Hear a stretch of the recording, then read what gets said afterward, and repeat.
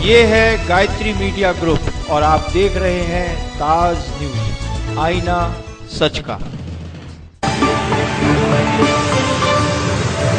नमस्कार, ताज न्यूज के इस बुलेटिन में आप सभी का स्वागत है। मैं हूं आपके साथ आशिया खान। खबरों की शुरुआत करते हैं सुर्खियों के साथ।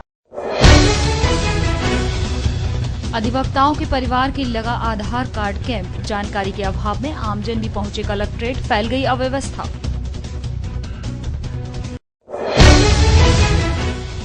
सत्तावन परिवारों के धर्मांतरण की गूंज, दिल्ली तक दी सुनाई। समाज के लोगों का आरोप, एक ही व्यक्ति को बनाया जा रहा है मोहरा।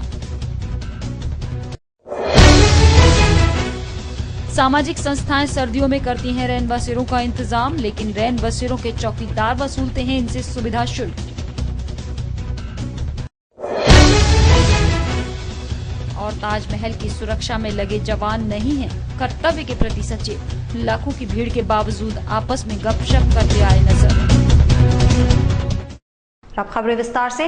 भारत सरकार द्वारा अनिवार्य किए गए आधार कार्ड बनवाने के लिए कलेक्ट्रेट परिसर स्थित बार हॉल में अधिवक्ताओं के परिजनों के लिए कैंप का आयोजन किया गया था, पर इसकी सूचना मिलने पर सैकड़ों की संख्या में स्थानीय लोग पहुंच गए, जिससे यहां अव्यवस्थाएं फैल गई। आधार कार्ड बनवाने के लिए अधिवक्ताओं के अनुरोध पर प्रशासन ने कलेक्ट्रेट परिसर स्थित बार हॉल में कैंप का आयोजन किया था, जिसमें अधिवक्ताओं के परिजनों के आधार कार्ड बनने थे, जिसके लिए 3 मशीनों का प्रबंध किया गया था, यानी 300 आधार कार्ड बनाने का लक्ष्य था। पर आधार कार्ड कैंप की सूचना पर सैकड़ों की संख्या में स्थानीय लोग यहां पहुंच गए, जिसके बाद यहां पूरी व्यवस्था ही फेल हो गई। रही सही कसर इसमें प्रयोग हो रही मशीन ने पूरी कर दी। 3 में से 2 मशीन तो बहुत स्लो चल रही थी। यहाँ मौजूद अधिवक्ताओं ने इस अव्यवस्था के लिए प्रशासन को जिम्मेदार ठहराया। अधिवक्ताओं की मांग पर कलेक्ट्रेट बार के अधिवक्ता और उनके परिवार की कैंप लाया गया था। अखबार में ये निकलने से कैसा जनता की लगा हुआ है। आगरा क्षेत्र की काफ़ी जनता इस क्षेत्र में आ गई है और ढोलीखार, मंटोला और नाइक मंडी जनता है परेशान होकर आई है। 3 मशीनें यहाँ लगी हैं, लेकिन एक भी मशीन सही ढंग से काम नहीं कर रही है। कभी कोई दिक्कत आई, कोई दिक्कत आ रही। जनता बहुत परेशान है। आप लोगों ने स्वयं देखा है कि, और मैं कहता हूँ जनता हजारों की संख्या खड़ी हुई है। गलत इन्फॉर्मेशन देने के कारण हुआ है। अगर यहाँ पे कैंप था तो अधिवक्ताओं के लिए था, उनके परिवारों के लिए था। अखबार में गलत तरीके से जिस तरीके से मैसेज पहुंचा है उसके आधार पे सब लोग यहाँ पे इकट्ठे होकर के, और जनता बड़ी परेशान है, क्योंकि आधार कार्ड के बिना गैस की प्रॉब्लम जो है उस प्रॉब्लम को सॉर्ट आउट करने के लिए जनता बहुत तेजी से आधार कार्ड के पीछे भागने में लगी हुई है, और ऐसा लगता है कि आज यहाँ पे आधार कार्ड ये पूरे बन नहीं पाएंगे। आगरा में हुए धर्मांतरण की गूंज दिल्ली में भी सुनाई दी और लगातार इस पर बहस जारी है। इसी बीच वाल्मीकि समाज अब आरोपी के साथ खड़ा नजर आ रहा है। वाल्मीकि समाज ने एक ही व्यक्ति को मोहरा बनाए जाने पर रोष व्यक्त करते हुए अन्य लोगों को भी सामने लाने की मांग की। आगरा में हुए धर्मांतरण मामले में भले ही हो हल्ला ना सुनाई दे रहा हो, लेकिन इसकी गूंज संसद में भी सुनाई दी और लगातार विपक्षी दल हिंदूवादी संगठनों को इस मुद्दे पर घेर रहे हैं। तो वहीं आगरा में हुए इस मामले में वाल्मीकि समाज के नंदकिशोर वाल्मीकि को ही नामजद किए जाने पर राष्ट्रीय वाल्मीकि समाज के प्रमुख विवेक वाल्मीकि ने सवाल खड़े किए हैं। उनका कहना था कि जिस समय धर्मांतरण कराया जा रहा था उस वक्त वहां अन्य लोग भी मौजूद थे, लेकिन हिंदूवादी संगठनों ने वाल्मीकि और मुस्लिम समाज के लोगों के बीच खाई पाटने के लिए इस पूरे षड्यंत्र को रचा है और वाल्मीकि समाज के नंदकिशोर को मोहरा बना उसे मुख्य आरोपी बना दिया गया है। प्रेस वार्ता का जो मामला है वो वाल्मीकि समाज को बदनाम करने और मुस्लिम और वाल्मीकि एकता को बिगाड़ने के माहौल को देखते हुए इस प्रेस वार्ता का इमरजेंसी प्रेस वार्ता रखी गई है। मैं आपके माध्यम से बस इतना कहना चाहता हूँ कि आरएसएस, विश्व हिंदू परिषद और बजरंग दल, ये जो लोग संगठन है, इन्होंने वाल्मीकि और मुस्लिम एकता को बिगाड़ने का प्रयास किया जा रहा है, और जिसमें कि एक व्यक्ति के ऊपर, जो हमारे वाल्मीकि समाज का व्यक्ति है, उसी के ऊपर उन्होंने इतना प्रेशर डाल दिया है।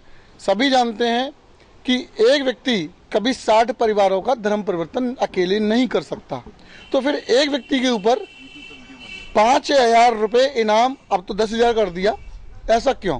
गौरतलब है कि आगरा में धर्मांतरण के दौरान अन्य कई हिंदूवादी संगठनों के पदाधिकारी मौके पर मौजूद थे, लेकिन मामले में किसी को भी आरोपी नहीं बनाया गया था। इस बात से खफा वाल्मीकि समाज ने इस मामले पर आरोपी बनाए गए समाज के व्यक्ति को इंसाफ दिलाए जाने की पुरजोर कोशिश की है और समाज आरोपी के साथ खड़ा नजर आ रहा है। बहरहाल समाज के साथ आने से अब आरोपी को कितनी राहत मिल पाती है, ये देखने वाली बात होगी। आगरा का वेदनगर इलाका जो पिछले कई दिन से पीपली लाइव फिल्म के जैसे चर्चाओं में बना रहा, वहां के बाशिंदों के लिए ठंड के मौसम में हुई बरसात ने नई मुसीबत खड़ी कर दी और इस परेशानी में कोई भी उनकी मदद के लिए आगे नहीं आता दिख रहा। कल धर्म के नाम पर जो ठेकेदार उनके साथ बैठकर खाना खा रहे थे, वो आज सर्दी के इस मौसम में अपने घरों में आराम फरमा रहे हैं। वेदनगर के बाशिंदों के लिए ठंड आज भी हर साल की तरह ही है। 3 दिन भूखे रहने के बाद कुछ धार्मिक संगठन इनको खाना देकर चले गए, उसी को ये लोग मिलजुल कर खा रहे हैं। बारिश के बाद अब यहाँ की हालत और भी नरक जैसी हो गई है, लेकिन इन लोगों के लिए कोई नई बात नहीं है। हाँ, ये जरूर है कि इतने दिनों से लगातार यहाँ के लोग सुर्खियों में बने हुए थे। प्रशासन नहीं देख रहा और किसी को देख नहीं रहा। पुलिस को देख रहा है। हाँ, और किसी को तो नहीं देख रहा। कोई नहीं आया। अच्छा ये बताओ, क्या यहाँ मतलब जो खाना वाना बनाया हुआ है, अब आपको कोई दिक्कत तो नहीं हो रही है? नहीं, हमारे लिए जो खाना वाना बनाया गया उसमें से हमारी 2 बार तो हो रही है, सो इसमें हम लोग शुक्रिया होते आएगा। तो खाली एक ही बात बताया जो तुम्हारा क्या हाल है और आराम से थाको, आराम से बैठो, आराम से खाओ, यही बता रहा है। अच्छा, यहाँ सुरक्षा और खाने की व्यवस्था ठीक है? खाने की व्यवस्था तो सब कौन देगा, खाने की व्यवस्था हमारा पता नहीं, सरकार देगी कौन दे पता नहीं, देगा। 3 दिन हो गया दे गया, बताया आराम से खाओ, आराम से थाको, आराम से काम करो, यही बताया। खाना खत्म हो जाएगा तब क्या करोगे? खाना खत्म हो जाएगा तो हमारा कबाड़ी काम करता है वो बेचना पड़ेगा, वो दुकान पे खरीद करके ले खाना पड़ेगा। यहाँ सुबह मौलाना आकर इनको तालीम देकर समय बिताकर चले गए, जिसके बाद इन लोगों की ठंड से बचने के लिए खैर खबर लेने कोई नहीं आया।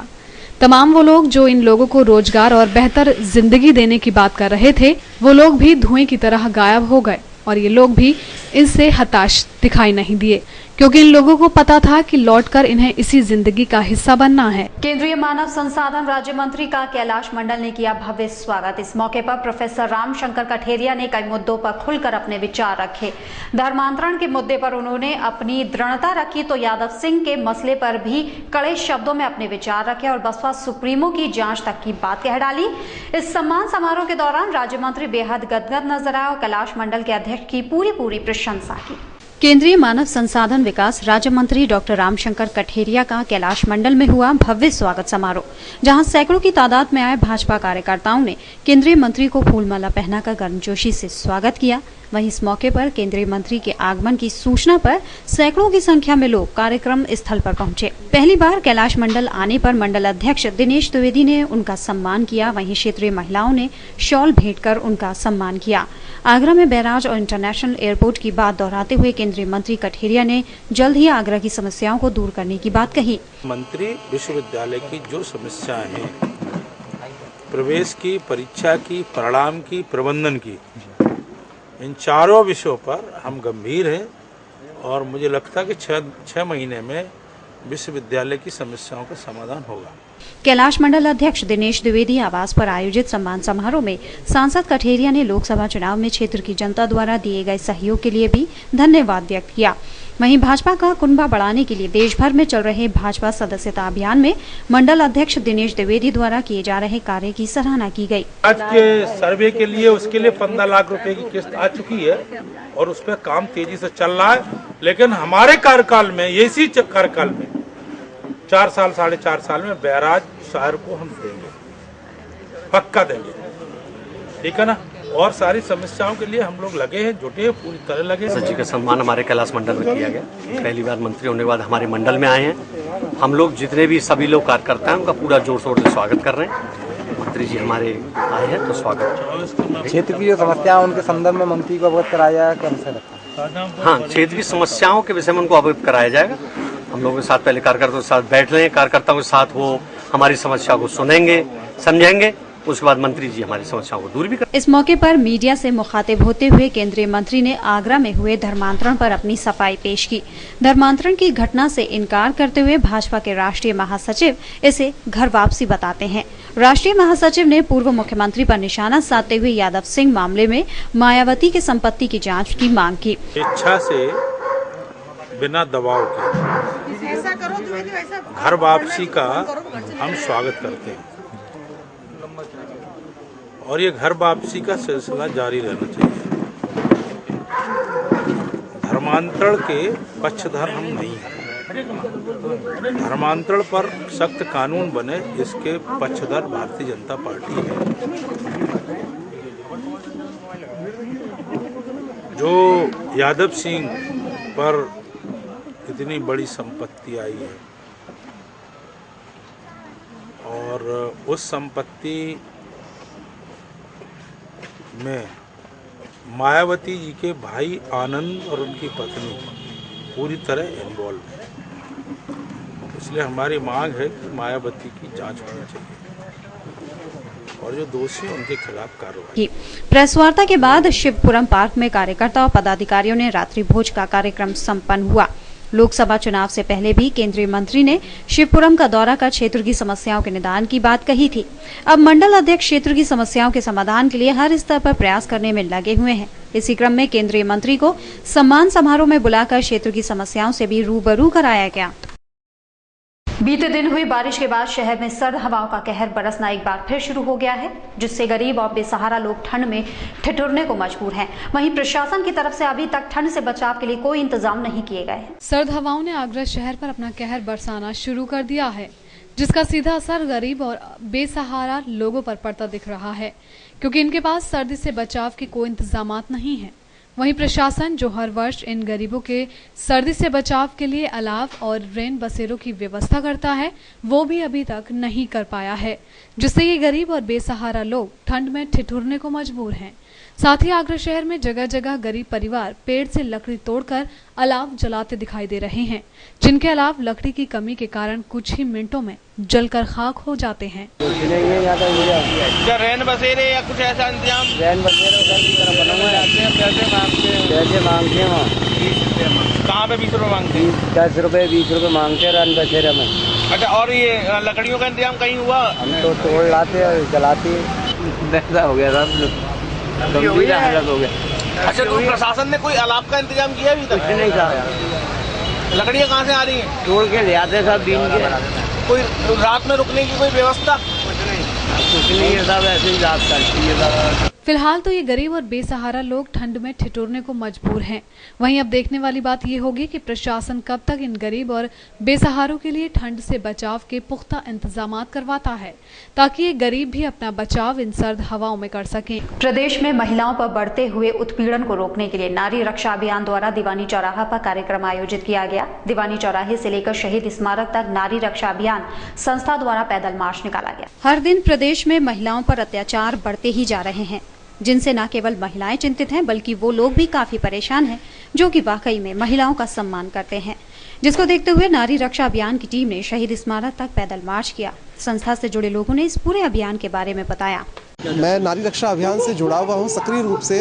आज हमारा ये सौभाग्य की बात है, आज हम लोग सभी लोग यहाँ एकत्रित हुए हैं भारी मात्रा में, और हमारे संस्कार को ये संदेश देने के लिए कि हम सभी लोग एक हैं। आपने भी देखा होगा कि मैं जब न्यूज़पेपर पढ़ने के लिए बैठती हूँ तो कभी किसी लड़की के साथ छेड़खानी हुई है, या किसी महिला को दहेज के लिए जला दिया गया है, या भ्रूण हत्याएं, यानी ऐसे कितने में केसेस देखती हूँ तो मेरा अंदर से दिल रो जाता है। मैं ये एक समाज को संदेश देना चाहती हूँ अपने नारी रक्षा अभियान की तरफ से। इस संस्था से जुड़े सदस्यों ने आगरा, मथुरा, फिरोजाबाद के साथ साथ कई शहरों में विचार गोष्ठी व नुक्कड़ नाटक द्वारा महिलाओं को जागरूक किया है। विश्व प्रसिद्ध इमारत ताज के दीदार की चाहत हर दिल को होती है। हर दिन लाखों लोग इस मोहब्बत की इमारत को देखने के लिए ताज नगरी आते हैं। इसके लिए केंद्र और प्रदेश की सरकारें भी सुरक्षा के पुख्ता इंतजाम करती हैं, लेकिन इसकी सुरक्षा में लगे सुरक्षा के जवानों को देखकर ऐसा नहीं लगता कि उन्हें इसकी सुरक्षा की जरा भी फिक्र है। और ज्यादा जानने के लिए देखिए ताज न्यूज की रिपोर्ट। विश्व प्रसिद्ध स्मारक ताजमहल के दीदार को जहां हर दिन हजारों की तादाद में देशी विदेशी सैलानी आते हैं, शनिवार को आधिकारिक सूत्रों के मुताबिक 32,600 सैलानियों ने ताज का दीदार किया था, जबकि रविवार को दीदार करने वाले सैलानियों की संख्या शनिवार से ज्यादा मालूम हुई। मौसम में आए बदलाव ने ताज दीदार को आने वाले पर्यटकों को एक अलग ही एहसास दिया और इसके बाद पर्यटक खासे खुश नजर आए। इन सब के बीच सैलानियों की सुरक्षा में तैनात पुलिसकर्मी बजाय सुरक्षा इंतजाम देखने के आपस में बैठे गपशप मारते नजर आए, जबकि ताज परिसर में सैलानियों का तांता लगा हुआ था। इंतजामों को व्यवस्थित करने की जगह पुलिसकर्मी आपस में हटी ठिठोली करते नजर आ रहे थे। अब जिन कंधों पर ताज की सुरक्षा की इतनी बड़ी जिम्मेदारी हो, वो कंधे ही अगर अपनी जिम्मेदारी को भूल मस्त मौला हो जाएं, तो इससे ताज की सुरक्षा पर सवालिया निशान जरूर खड़े हो जाते हैं। जगन्नाथ मंदिर कमलानगर पर आयोजित प्रेस वार्ता में इस्कॉन पदाधिकारियों ने श्रीमद् भागवत गीता को आध्यात्मिक ग्रंथ बताया। अभी हाल ही में गीता को लेकर कई संप्रदायों के धर्मगुरुओं में विवाद छिड़ा हुआ है। इस्कॉन पदाधिकारी लोगों की इन भ्रांतियों को दूर करने के लिए देश भर में गीता का प्रचार प्रसार करेंगे। भगवत गीता सार्वजनिक ग्रंथ है। इस बात की जानकारी देने के लिए इस्कॉन द्वारा एक प्रेस वार्ता का आयोजन किया गया। इस वार्ता के दौरान मौजूद देशी विदेशी अतिथियों ने बताया कि भगवत गीता कोई धार्मिक ग्रंथ नहीं, बल्कि ये एक आध्यात्मिक ग्रंथ है और ब्रह्मांड में मानव जीवन को सुचारू ढंग से जीने के लिए इसका अध्ययन जरूर करना चाहिए। भगवत गीता के साथ साथ इस्कॉन संस्था के पदाधिकारियों ने गौ माता के महत्व पर भी प्रकाश डाला। गीता तो सबको मिलना चाहिए, पढ़ना चाहिए, स्कूल में पाठ्य पुस्तक रूप में पढ़ना चाहिए। इसके साथ साथ गोमाता की सभी की सुरक्षा देने के लिए आवश्यक है। गोमाता केवल हिंदुओं की माता नहीं है, सभी मानव जाति के लिए माता है, सबको दूध दिलाता है। उनकी गोमूत्र में दवाई बनता है, जो कैंसर से लेकर के कोलेस्ट्रॉल तक सारी दवाई भी बन सकता है। गोमाता की गोबर की खेती की उर्वर आ सकता है। आज ये जो फर्टिलाइजर में डालते हैं और केमिकल डालते हैं, खेती हमारा बंजर बनने के लिए जा रहा है, उसको बचाने के लिए दूसरी कोई उपाय नहीं, केवल गोमाता की गोबर ही बचा सकता है। इसलिए गो रक्षा बहुत जरूर है। इसको राष्ट्रीय पशु रूप में घोषणा है। Krishna explains very clearly the nature of the soul, and there in the Gita. And without this knowledge, our life is just pointless, makes no sense. So everybody should read it every day. Every person of every human being in this material world on our planet, and your duty as Indians to preserve your Indian culture, to spread the knowledge, this pure knowledge, Vedic knowledge, all over the world, because you know a lot of demonic influence are there around the world, and you have found it in India also. And please distribute Bhagavad Gita to all the people. Please read it by yourself and help all the people to be happy and to understand what is the correct way to live the human life. Gita और गौ माता तो हमारा राष्ट्रीय पुस्तक और राष्ट्रीय पशु के रूप में घोषित किया जाए, क्योंकि ये भगवत गीता कोई किसी धार्मिक ग्रंथ नहीं है। ये भगवत गीता किसी धार्मिक ग्रंथ नहीं, ये एक आध्यात्मिक ग्रंथ है। हर मानव जात के लिए जरूरी है कि इसको पढ़े और इस पे आचरण करे। उनका कहना था कि गीता अगर मानव के मन को जीने की राह सिखाती है, तो गौ माता हमारे शरीर को स्वस्थ रखने में अपनी अहम भूमिका निभाती है। गाय के दूध, घी, दही, गोबर और मूत्र, हर एक चीज मनुष्य को जीवन प्रदान करती है। देश की सरकार को भगवत गीता को राष्ट्रीय पुस्तक और गौ माता को राष्ट्रीय पशु घोषित करने में संकोच नहीं करना चाहिए। फिलहाल यहाँ रुकते हैं एक छोटे से ब्रेक के लिए, जल्द हाजिर होंगे। देखते रहिए ताज न्यूज।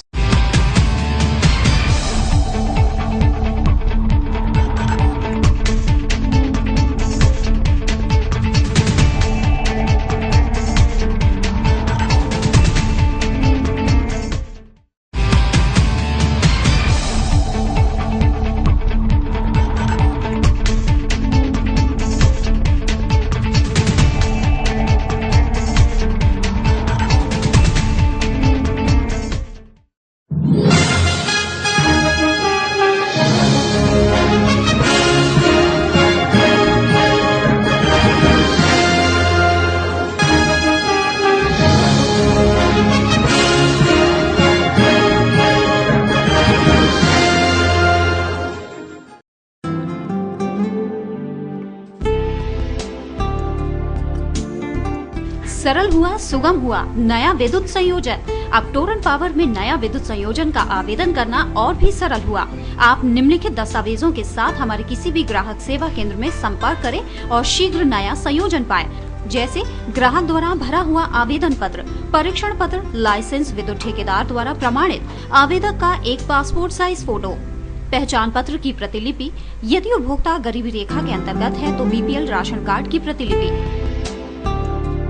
जहां संयोजन अपेक्षित है उस जगह पर कोई बकाया राशि न होने का घोषणा पत्र 10 रुपए के स्टाम्प पेपर पर, अपेक्षित परिसर का स्वामित्व प्रमाण पत्र की प्रतिलिपि या उसके अभाव में 100 रुपए के स्टाम्प पेपर पर क्षतिपूर्तिबद्ध पत्र। यदि आवेदक उस परिसर का स्वामित्व नहीं है तो स्वामित्व प्रमाण पत्र के साथ मालिक द्वारा प्रमाणित अनापत्ति प्रमाण पत्र।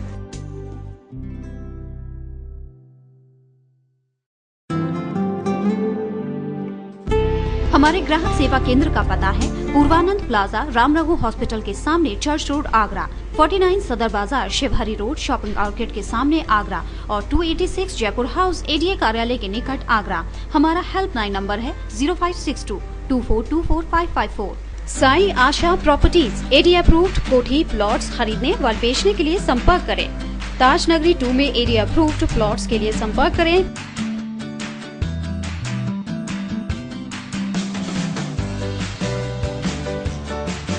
पवन गोयल, साई आशा प्रॉपर्टीज, शॉप नंबर 56, 100 फुटा रोड, एडीए हाइट, क्रॉसिंग ताज नगरी 2, आगरा। Mobile number 9719000022।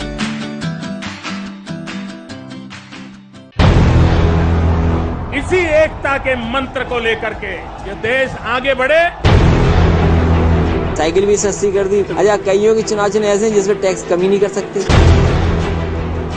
मैं केवल मंत्री पद से नहीं, सांसद से भी इस्तीफा दे रहा हूं। संगठन जो है अध्यक्ष का विरोध कर रहे हैं, पार्टी का नहीं विरोध कर रहे।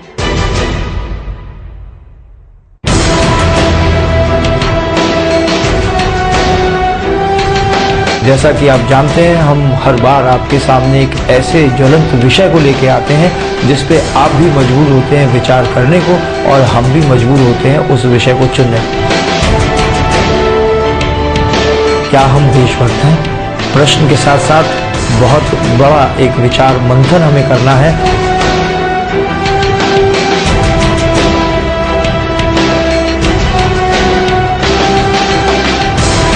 नमस्कार दर्शकों, स्वागत है आपका हमारे कार्यक्रम मंथन में, जो देश के किसी भी कोने पे, चाहे खेत में, खलिहान में, चाहे रेलगाड़ी में, अपने अपने कर्म को अनुशासन से क्रियान्वित कर रहे हैं। क्या वो भी देशभक्त हैं?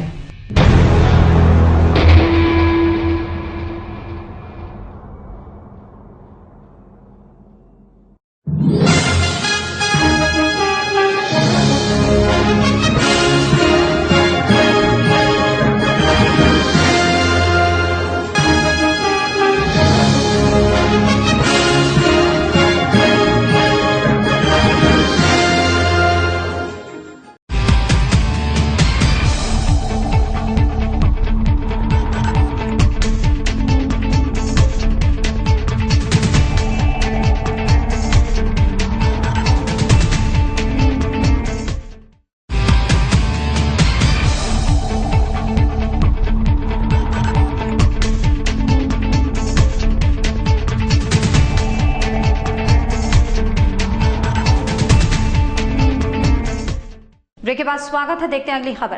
कांग्रेस नेता राजीव शुक्ला के बयान के बाद भारतीय युवा मोर्चा के पदाधिकारियों में दिखा आक्रोश। भारतीय जनता युवा मोर्चा ने सेंट जॉन्स चौराहा पर राजीव शुक्ला का पुतला फूंककर विरोध जताया। अभी हाल ही में कांग्रेस नेता ने अंतर्राष्ट्रीय स्टेडियम गाजियाबाद में बनवाने की वकालत की थी। बीसीसीआई के उपाध्यक्ष राजीव शुक्ला के विवादित बयान के बाद भाजपा युवा मोर्चा के पदाधिकारियों ने अपना आक्रोश व्यक्त किया। आगरा में अंतर्राष्ट्रीय स्टेडियम का विरोध करने पर राजीव शुक्ला का भाजपाइयों ने पुतला दहन किया। सेंट जॉन्स चौराहे पर बीसीसीआई के उपाध्यक्ष पद का गलत बयानों में उपयोग करने के आरोप लगाते हुए सेंट जॉन्स चौराहे पर बीसीसीआई के उपाध्यक्ष पद का गलत मायनों में उपयोग करने के आरोप लगाते हुए भाजपा युवा मोर्चा के पदाधिकारियों ने जमकर नारेबाजी की।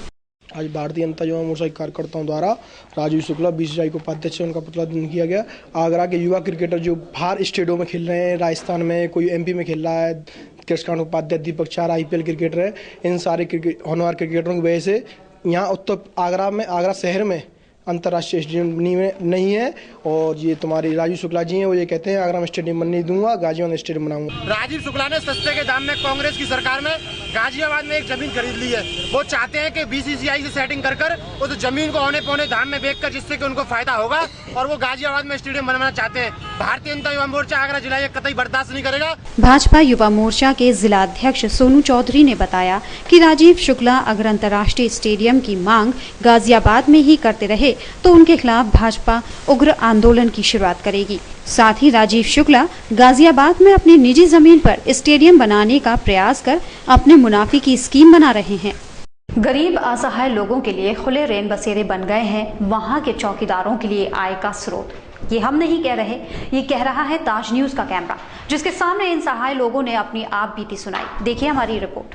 ठंड और सर्द हवाओं ने जैसे ही अपना कहर बरसाना शुरू किया तो शहर भर के लोगों के गर्म कपड़े निकल आए। ताकि ठंड और सर्द हवाओं से बचाव हो सके। लेकिन इसी बीच कुछ लोग ऐसे भी हैं जो इन सर्द हवाओं में ठिठुरने के लिए मजबूर हैं। इन गरीब और बेसहारा लोगों की इतनी आमदनी नहीं कि ये सर्दी से बचाव के लिए गर्म कपड़े खरीद सकें। तो इनकी परेशानी को देखते हुए एक निजी संस्था ने रात्रि रैन बसेरों का इंतजाम किया, जो आज इन रैन बसेरों के चौकीदारों की ऊपरी कमाई का स्रोत बन गए। रात में ठिठुरते ये गरीब जब इन रैन बसेरों में अपने बचाव के लिए जाते हैं तो इन रैन बसेरों के चौकीदार इन गरीबों से रजाई के बदले 10 से 15 रुपए तक की मांग करते हैं, जबकि संस्था की तरफ से ये निःशुल्क है।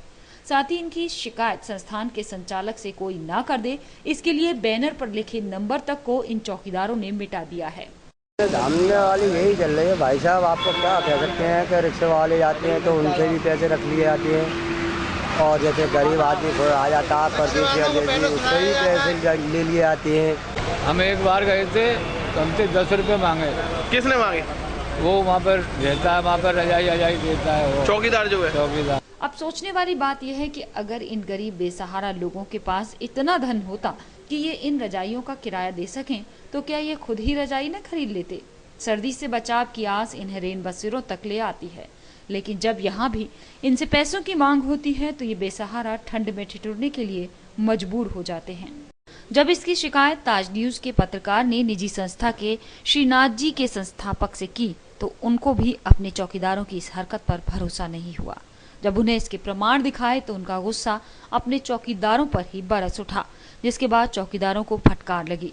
वहीं संस्था के संस्थापक बांकीलाल ने ताज न्यूज का धन्यवाद किया और कड़ी निगरानी की बात कही।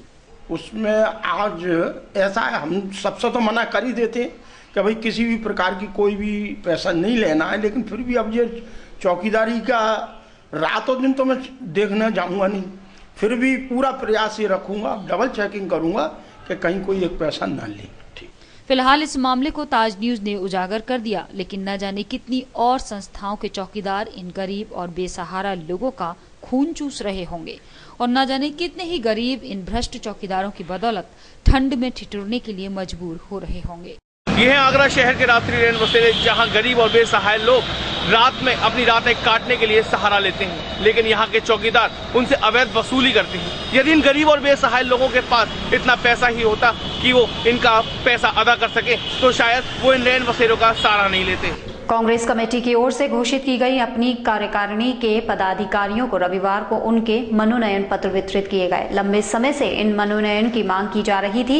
मनोनयन पाकर सभी काफी खुश नजर आए। साथ ही कई वार्डों के अध्यक्षों को भी नियुक्त किया गया ताकि पार्टी को बूथ स्तर तक मजबूत किया जा सके। शहर कांग्रेस कमेटी की घोषणा होने के बाद मनोनयन पत्र नहीं बांटे जा सके थे, जिसके बाद कांग्रेस पदाधिकारी न तो कोई आयोजन कर पा रहे थे और न ही किसी तरह का विपक्षियों का विरोध, जिसके बाद लगातार मनोनयन पत्रों की मांग उठ रही थी।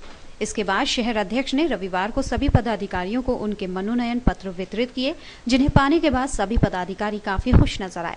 साथ ही इस दौरान कई वार्डों के अध्यक्षों की भी नियुक्ति की गई और उन्हें भी मनोनयन पत्र वितरित किए गए थे ताकि पार्टी को जमीन से मजबूत किया जा सके। हमारी शहर कांग्रेस के पदाधिकारी हैं, उसको हम जो है मनोनयन पत्र दे रहे हैं और वार्ड अध्यक्ष भी हम जो है वो जो नियुक्त कर रहे हैं, उनको भी मनोनयन पत्र दे रहे हैं। और एक विचार और किया जाए, विचार यह कि वो जो है हमारी अब तक की वो जो है स्वच्छता अभियान में हम लोग कितना मजबूत हुए, कितना लोगों को बनाया, उसकी भी समीक्षा की जाएगी। दरअसल कमेटी की घोषणा करीब 1 माह पहले ही की जा चुकी थी, लेकिन कुछ लोगों की संस्तुति आना बाकी थी, जिसके चलते सभी पदाधिकारियों को एक साथ मनोनयन पत्र वितरित किए जाने का फैसला लिया गया था ताकि पार्टी एकजुट दिखाई दे और जनता के मुद्दों को गंभीरता से उठा सके।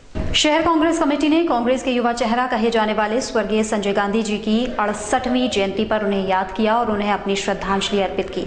इस मौके पर सभी कांग्रेसियों ने उनके काम को याद करते हुए इसे पार्टी के लिए ही नहीं देश के लिए भी एक बड़ी क्षति बताया। कांग्रेस पार्टी का युवा चेहरा और पार्टी में हृदय सम्राट कहे जाने वाले संजय गांधी की 68वीं जयंती पर शहर कांग्रेस कमेटी ने अपने कार्यालय पर उनकी जयंती पर उन्हें याद करते हुए उन्हें अपनी श्रद्धांजलि अर्पित की। साथ ही उनकी अकाल मौत को देश के लिए एक बड़ी क्षति बताया। कांग्रेस शहर अध्यक्ष ने बताया कि संजय गांधी पार्टी की शान थे, राजनीति में युवाओं को लाने में उनका बहुत बड़ा योगदान था, तो वहीं आगरा में भी उनके काम को आज तक याद किया जाता है। हमारे जो हिंदुस्तान के इस देश के नेता थे जो हमारे बीच में नहीं है, संजय गांधी जी, हम उनकी जयंती बनाने शहर कांग्रेस कमेटी बना रही है और बहुत ही उनको उत्साह के साथ हम लोग जो है जयंती को मना रहे हैं। कांग्रेस कमेटी के तत्वाधान में भाई हाजी अबरार जी के नेतृत्व में जो है संजय गांधी की जयंती मनाई जा रही है, क्योंकि संजय गांधी हमारी कांग्रेस के युवा नेता थे। जब 1977 में कांग्रेस बुरी तरीके से हार गई तो संजय गांधी ने ही पूरे देश में दौरा करके युवाओं को आगे बढ़ाया, युवाओं को इकट्ठा करके इतनी मेहनत की कांग्रेस के लिए कि सन 1980 में कांग्रेस फिर दोबारा से जो है सत्ता में आई। इस मौके पर पार्टीजनों ने संजय गांधी की तस्वीर पर माल्यार्पण कर पुष्प अर्पित किए और संजय गांधी अमर रहे के जोरदार नारे भी लगाए। अखिल भारतीय ग्राहक पंचायत द्वारा रविवार को सिकंदरा चौराहे पर ग्राहक जागरूकता अभियान चलाया गया। कार्यक्रम का मुख्य उद्देश्य सदस्य ग्राहकों को उपभोक्ता मामलों में निःशुल्क सलाह देना है। इस मौके पर संस्था के पदाधिकारियों ने लोगों को पत्रक बांटे।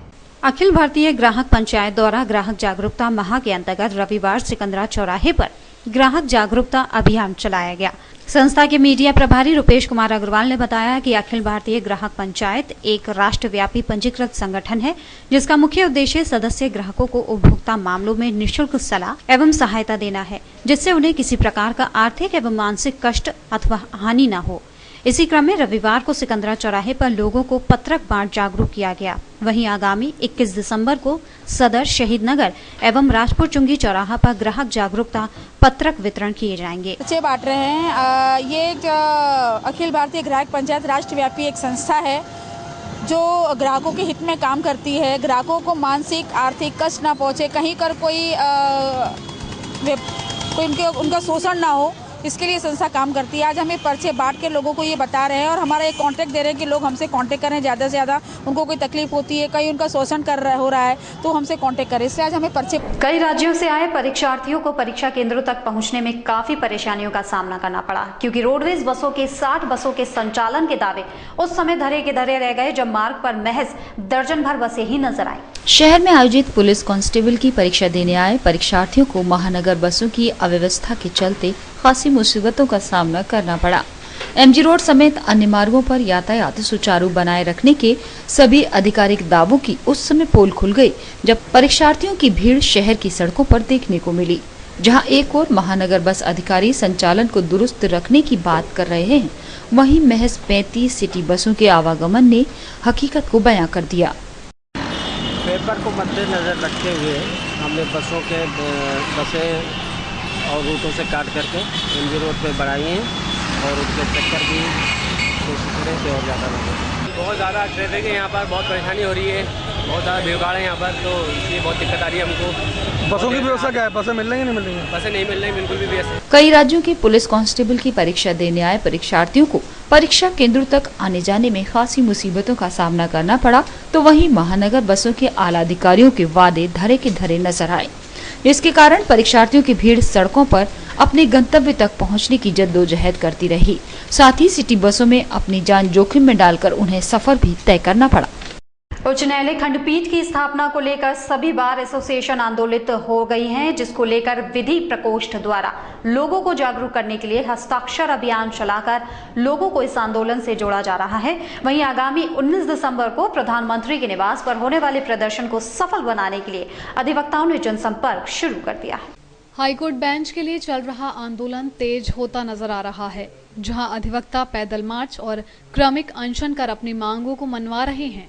वहीं दीवानी न्यायालय के राजपूत एडवोकेट एसोसिएशन के पदाधिकारी एवं भाजपा विधि प्रकोष्ठ के सह संयोजक अरुण पचौरी के मुताबिक ताजनगरी में खंडपीठ स्थापना अधिवक्ताओं और शहर की जनता का अधिकार है। वहीं अपनी मांग को मनवाने के लिए शहर के लोगों का समर्थन पाने के लिए विधि प्रकोष्ठ द्वारा शहर में जगह जगह हस्ताक्षर अभियान चलाकर लोगों का समर्थन लिया जा रहा है। साथ ही गली मोहल्लों में नुक्कड़ सभाएं कर लोगों को जागरूक भी किया जाएगा। दीवानी न्यायालय के अधिवक्ता पिछले 14 दिनों से क्रमिक अनशन पर बैठे हैं। वहीं आगामी 19 दिसंबर को दिल्ली में प्रधानमंत्री आवास पर होने वाले प्रदर्शन को सफल बनाए जाने के लिए शहर के अधिवक्ता अन्य जिलों के अधिवक्ताओं से जनसंपर्क करने में जुटे हैं। संघर्ष चल रहा है, आगरा में बेंच स्थापित हो, ये एक न्याय संगत संघर्ष है अधिवक्ताओं का। ये आगरा के जन्मसिद्ध अधिकार की मांग से ताल्लुक रखता है। जहां तक मैं समझता हूं, आगरा में हाईकोर्ट की बेंच की स्थापना न होना इससे ज्यादा आगरा के साथ में बेइंसाफी नहीं हो सकती। जब हम इतिहास के पृष्ठों को पलटते हैं और आगरा के गौरवशाली इतिहास का अध्ययन करते हैं तो उसके अवलोकन के पठनोपरांत एक मार्मिक पीड़ा का एहसास होता है कि आगरा का गौरव छीना गया है। कोर्ट उच्च न्यायालय की मांग को लेकर यहाँ आगरा में काफ़ी लंबे समय से आंदोलन चला आ रहा है और उसी आंदोलन के क्रम में शीतकालीन सत्र होने के लिए, क्योंकि ये करीब 21 जिलों ने बैठ के आज से 4 साल पहले तय किया था कि जब भी संसद में सत्र चलेगा उस समय हम लोग वहाँ कोई न कोई अपनी प्रक्रिया आंदोलन रूपरेखा तैयार करेंगे। ताज न्यूज़ के इस बुलेटिन में फिलहाल इतना ही। अगले बुलेटिन में आपसे फिर मुलाकात होगी। दीजिए इजाजत, नमस्कार।